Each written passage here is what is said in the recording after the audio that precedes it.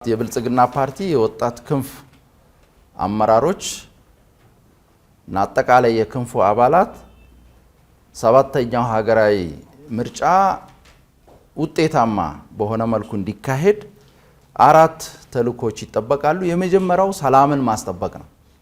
በአሁኑ ወቅት ምርጫውን ሰላማዊ በሆነ መልኩ ከማካሄድ አኳያ በየአካባቢ ምን አለ የሚለው ታይቷል። አሰስመንት ተሰርቷል።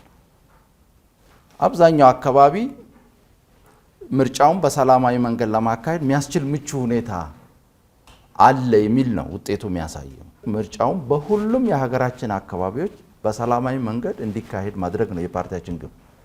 ስለዚህ ለዚህ ስኬት የድርሻችሁን መወጣት ይኖርባችኋል።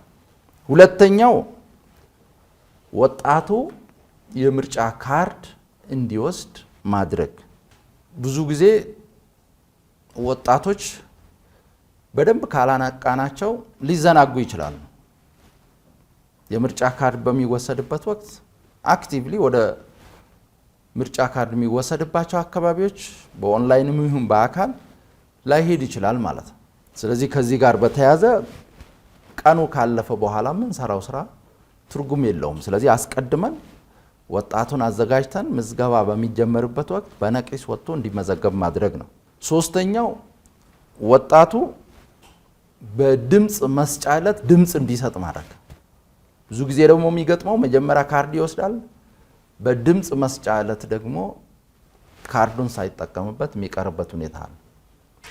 ስለዚህ መጀመሪያ ካርድ መውሰዱ ብቻ ሳይሆን መጨረሻ ላይ ያንን ካርድ መጣሉን በትክክል መምረጡን ማረጋገጥ ያስፈልጋል።